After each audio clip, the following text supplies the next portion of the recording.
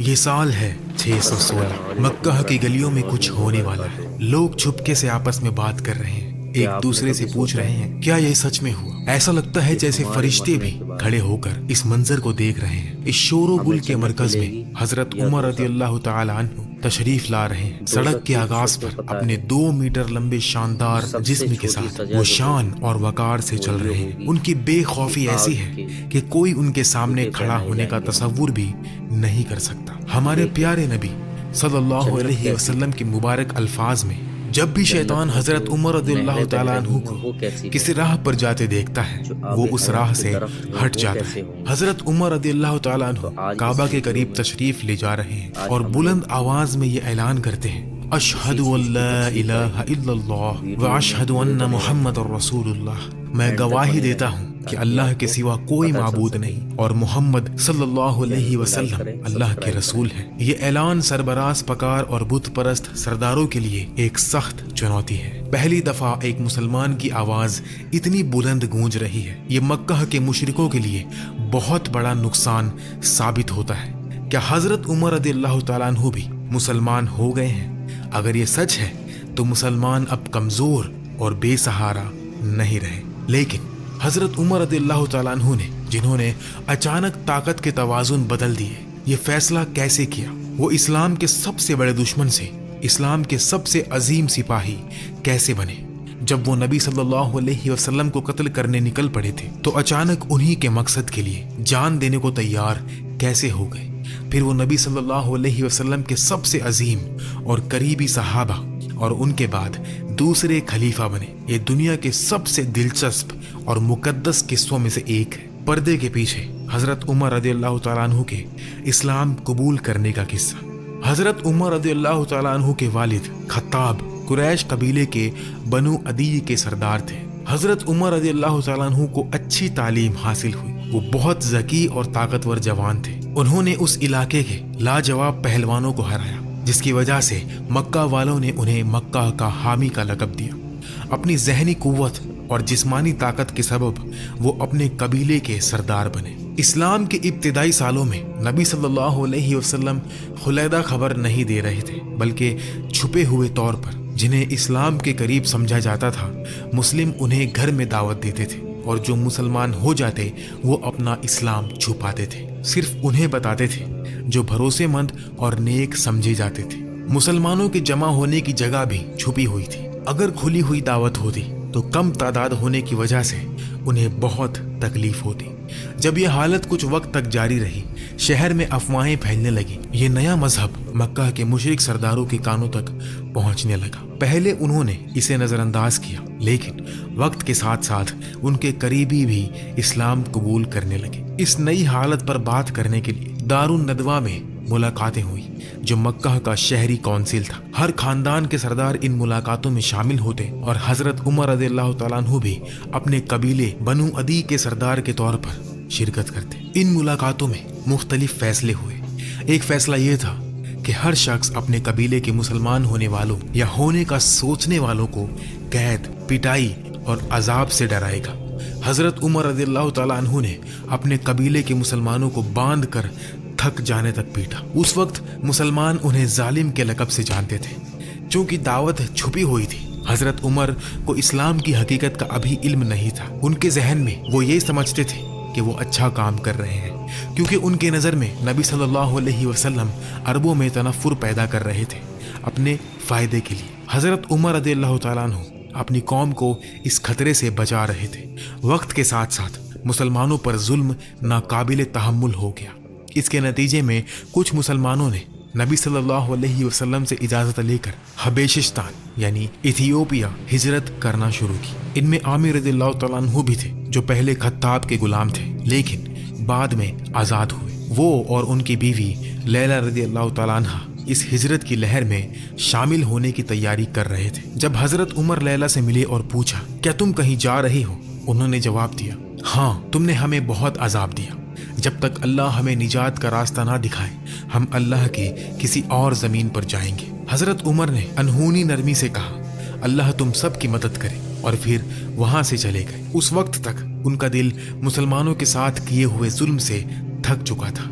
انہیں محسوس ہونے لگا کہ کچھ تو غلط ہے، لیکن ان کا ذہن اور دل ابھی پریشان تھا۔ لیلا کو ان میں ہمدردی اور رحم کا احساس ہوا۔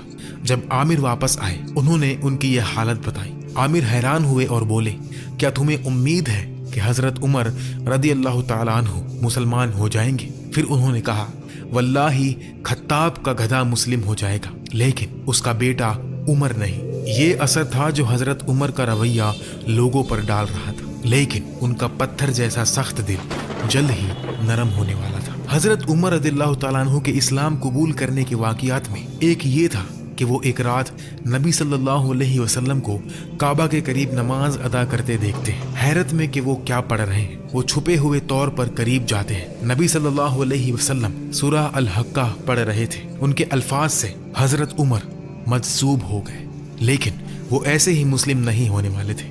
انہوں نے سوچا، واللہ جیسے قریش کہتے ہیں وہ شاعر ہیں۔ اسی وقت نبی صلی اللہ علیہ وسلم نے 41ویں آیت پڑھی، اور یہ کسی شاعر کا کلام نہیں مگر تم لوگ بہت ہی کم ایمان لاتے ہو۔ حضرت عمر رضی اللہ تعالیٰ عنہ حیران رہ گئے۔ انہوں نے سوچا کہ انہوں نے جان لیا کہ میں کیا سوچ رہا ہوں، شاید وہ جادوگر ہے۔ نبی صلی اللہ علیہ وسلم اگلی آیت پڑھتے ہیں، اور نہ کسی کاہن کا قول ہے لیکن تم لوگ بہت ہی کم غور و فکر کرتے ہو۔ حضرت عمر دنگ رہ گئے۔ ہر آیت ان کے سوالوں کا جواب دے رہی تھی۔ یہ انہیں گہرائی سے ہلا گیا۔ ایمان کے بیج ان کے دل میں اگنے لگے۔ وہ اسی حالت میں گھر چلے گئے۔ ایمان کی روشنی مکہ میں چھپے ہوئے طور پر پھیل رہی تھی، لیکن ساتھ ہی واقعات کے تناؤ بھی بڑھ رہے تھے۔ باوجود قرآن سے متاثر ہونے کے، حضرت عمر رضی اللہ تعالیٰ عنہ ابھی بھی سمجھتے تھے کہ نبی صلی اللہ علیہ وسلم خاندانوں کو ٹکڑوں میں کر رہے ہیں۔ اس وجہ سے ان کی نفرت ابھی بھی وہی تھی، لیکن نبی رحمت صلی اللہ علیہ وسلم ان کی ہدایت کے لیے دعا کر رہے تھے۔ یا اللہ، اسلام کو دو مردوں میں سے جس سے تو زیادہ پیار کرتا ہے اس کے ذریعے مضبوط کر، ابو الحاکم بن ہشام، ابو جہل یا عمر ابن الخطاب۔ اس دعا کی صبح دار ندوہ میں ایک اور ملاقات ہوئی۔ نبی صلی اللہ علیہ وسلم کے قبیلے بنو ہاشم سے بدلے کے ڈر سے ابو جہل نے پیشکش کی، جو محمد صلی اللہ علیہ وسلم کو قتل کرے گا میں اسے 100 اونٹیں دوں گا۔ خون کے بدلے کے خطرے کے باوجود حضرت عمر رضی اللہ تعالیٰ عنہ نے یہ پیشکش قبول کی اور تلوار لے کر نکل پڑے۔ یہ ان کے لیے ایک خودکشی کا مشن تھا، کیونکہ نبی صلی اللہ علیہ وسلم کا خاندان بدلہ ضرور لیتا۔ وہ جوان، طاقتور، امیر اور عزت دار تھے، لیکن خود کو قربان کرنے کو تیار تھے، مگر اللہ انہیں ضائع نہیں کرنے والے تھے۔ انہیں موت کے راستے زندگی دینی تھی۔ راستے میں ان کی رشتہ دار نعیم رضی اللہ تعالیٰ عنہ سے ملاقات ہوئی۔ نعیم نے پوچھا، اے عمر، تلوار لے کر کہاں جا رہے ہو؟ حضرت عمر نے جواب دیا، میں محمد صلی اللہ علیہ وسلم کو قتل کرنے جا رہا ہوں، جن نے قریش کے امور بگاڑے اور ان کے معبودوں کا مذاق اڑایا۔ نعیم، جو خود چھپے ہوئے مسلم تھے، پریشان ہوئے اور بولے، تم نے خود کو دھوکہ دیا ہے۔ کیا تمہیں لگتا ہے کہ ان کا قبیلہ تمہیں زندہ چھوڑے گا؟ حضرت عمر نے کہا کہ قتل کے بعد وہ سرنڈر کر دیں گے۔ نعیم نے انہیں روکنے کے لیے کہا، تمہاری بہن اور اس کے شوہر بھی مسلمان ہو گئے۔ حضرت عمر ایک پل کے لیے جم گئے، پھر غصے میں اپنی بہن کے گھر کی طرف دوڑ پڑے۔ وہاں خباب بن ارات ان کی بہن فاطمہ اور ان کے شوہر سعید بن زید رضی اللہ تعالیٰ عنہما کو سورہ طٰہٰ سکھا رہے تھے۔ جب حضرت عمر کی آواز سنائی دی، خباب چھپ گئے۔ حضرت عمر غصے میں گھر میں داخل ہوئے۔ ان کی بہن نے قرآن کے صحیفے چھپائے۔ انہوں نے چلایا، یہ کیا الفاظ تھے جو میں نے سنے؟ جب بہنوئی نے کہا، کچھ نہیں، ہم بس بات کر رہے تھے، ان کا غصہ اور بڑھ گیا۔ انہوں نے بہنوئی کو گردن سے پکڑ کر زمین پر پٹکا اور چلایا، تو جو میں نے سنا کیا وہ سچ ہے؟ تم محمد صلی اللہ علیہ وسلم کے مذہب میں شامل ہو گئے؟ جب فاطمہ نے شوہر کو بچایا، حضرت عمر رضی اللہ تعالیٰ عنہ نے انہیں بھی تماچا مارا اور ان کا منہ خون سے بھر گیا۔ فاطمہ بے خوف بولی، اے عمر، سنو، جو تم نے سنا وہ سچ ہے۔ میں نے تمہارے معبودوں کو چھوڑ دیا، میں لات اور عزا کو رد کرتی ہوں۔ میں گواہی دیتی ہوں کہ اللہ کے سوا کوئی معبود نہیں اور محمد صلی اللہ علیہ وسلم ان کے بندے اور رسول ہیں، جو چاہے کرو۔ حضرت عمر رضی اللہ تعالیٰ عنہ رک گئے اور سوچنے لگے کہ انہوں نے یہ کیا کیا۔ ان کی بہن کی ہمت نے انہیں حیران کر دیا۔ ان کے چہرے پر خون دیکھ کر ان میں رحم جاگ اٹھی۔ انہوں نے فاطمہ سے کہا، وہ چیز دو جو تم پڑھ رہی تھی، وعدہ کرتا ہوں کہ واپس کر دوں گا۔ فاطمہ نے کہا، تم پاک نہیں ہو کیونکہ تم شرک پر ہو، صرف پاک ہی اسے چھو سکتے ہیں، تو پہلے غسل کرو۔ حضرت عمر رضی اللہ تعالیٰ عنہ نے غسل کیا اور فاطمہ نے انہیں سورہ طٰہٰ کے صحیفے دیے۔ انہوں نے پڑھنا شروع کیا، طٰہٰ، ہم نے یہ قرآن تم پر اس لیے نہیں اتارا کہ تم تکلیف میں پڑھو، بلکہ یہ ان کے لیے ایک یاد دہانی ہے جو اللہ سے ڈرتے ہیں۔ یہ اس ذات کی طرف سے وحی ہے جس نے زمین اور بلند آسمان کو پیدا کیا، وہ رحمان ہے جو عرش پر مستقل ہے۔